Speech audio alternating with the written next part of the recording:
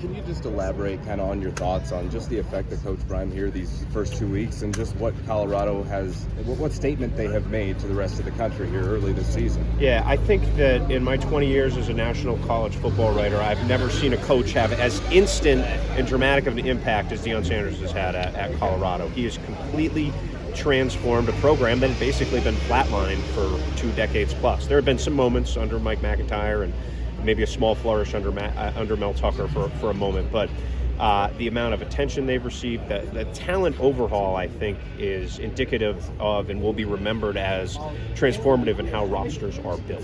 What he's done in bringing in such great skill talent and just it's been a jolt of electricity. It's really the only way to describe it. So, yeah, all credit to Colorado for the vision, and Deion has done an unbelievable job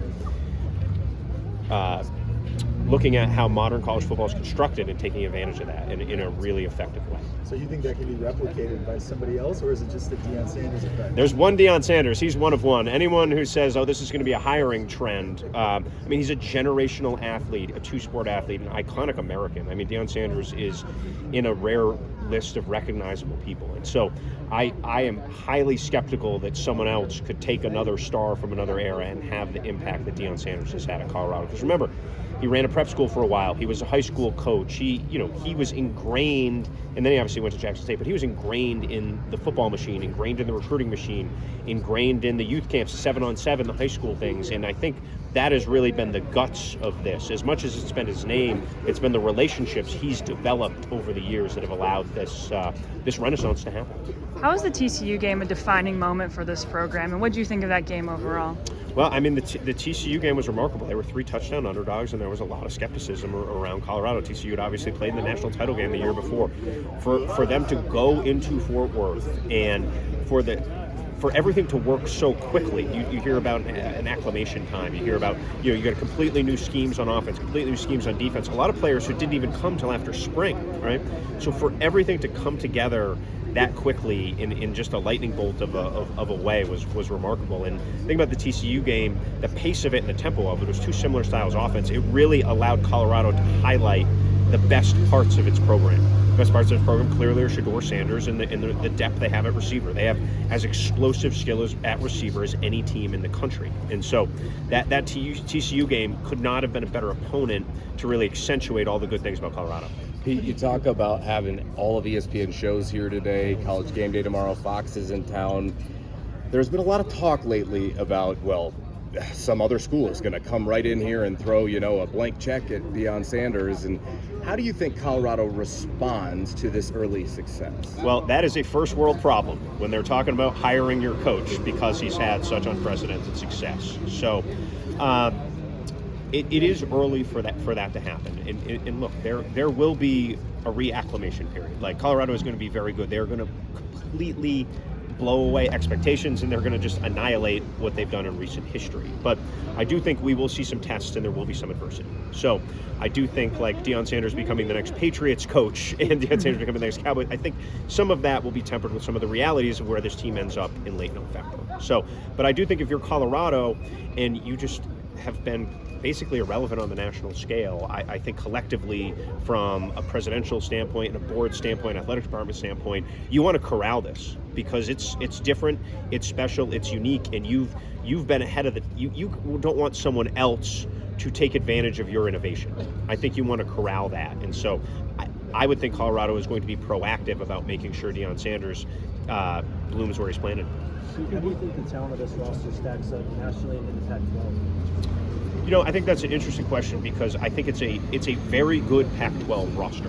Now, this is the best Pac-12 that I've seen in my 20 years covering national college football. I don't think we can overstate the talent that's in the Pac-12. And I think the most instructive part of the Nebraska game was that it showed Colorado could win in different ways. I think we'll know a lot more in the end of September. I don't want to duck the question of where it actually does stack. Going to Austin to play is going to be a really stiff test. Look, if you look at the statistics right now, Colorado's weaknesses are up front on both sides of the ball. And as they start going into Pac-12, and depth is going to be an issue. So as they go into Pac-12 play, can opponents exploit that? I mean, it was clear Nebraska knew that and TCU knew that, and they were unable to do that. I think the genius of what Sean Lewis has done play calling wise is he's been able to construct an offense that negates some of their weaknesses up front. And that's good coaching, right? Like, everybody has weaknesses, and all opposing coordinators are trying to exploit those weaknesses. His ability to protect those weaknesses and not let them be glaring have been great. And then look, Shedeur Sanders has turned 3rd and 13 into 3rd and 1, right? Like, it's just like there's some magic in his legs and magic in his arm, and what some of his best plays have not been drawn up on a board, right? And that is something. Well, do the opposing teams have better edges where they can maybe corral him as opposed to him showing his escapability? Those would be really interesting things to see. But I think this week is a huge game. I think next week it's an ABC primetime game at Alton. That is going to be another massive game that's going to be a lot bigger than this game, quite frankly. So, I think America is dying to know, is Colorado up for the tests? And the tests are coming. And I think it's fascinating theater. It's completely compelling. What do you think of Shedeur, his mental game? I mean, he's a heady guy, very polished, hasn't made really any bad decisions in these 2 weeks. What's your take on that? Well, I think the most impressive part of Shedeur is that he's done it by being sacked more per game than any quarterback in the country. They've given up 6 sacks a game. So not only has he made great decisions and shown polish, but he's done it under distress, right? And they probably should have given up more than 6 sacks a game if it wasn't for some of the magic in his legs. So, but I really think that one of the big questions for Shedeur was, how do you thrive when you don't have just a distinct talent advantage like they had at Jackson State? They had better players than everybody at Jackson State. Now, good for them. They collected them, and they were able to exploit it. But the difference between the offense at Jackson State and the offense here at Colorado was that offense was pretty horizontal. They could do all the screens and bubbles, and they had better athletes. Now, this offense has been vertical, right? Like, their best plays have been the downfield shots. And the receiving core is really highlighted. This is essentially a cousin of the Baylor offense, direct descendant of the Baylor offense that RG3 ran in the early 2010s, and then Baylor continued to run after Robert was there.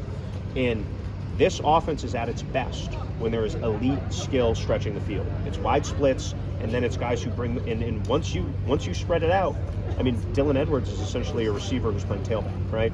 And their ability to stretch the field and spread it out with that elite talent has really allowed Shedeur to thrive, because the decisions become easy when you have the defense manipulated, and that's what they've done.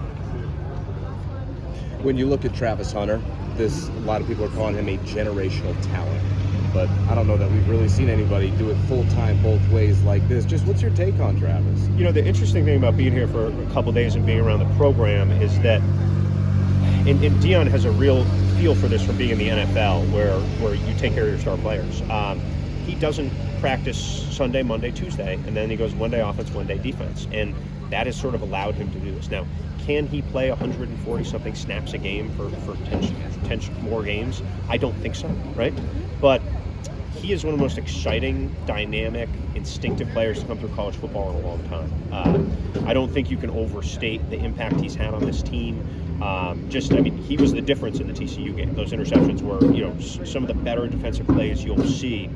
And Colorado may not have the depth, like 1 to 50, but their stars have been difference makers. They have been extreme difference makers, and the conversation starts with Travis. So I hope he can continue to play, because he's been a blast to watch. But I do think there will be a little bit of pullback there as they move on and go. Thanks, Pete. Yeah.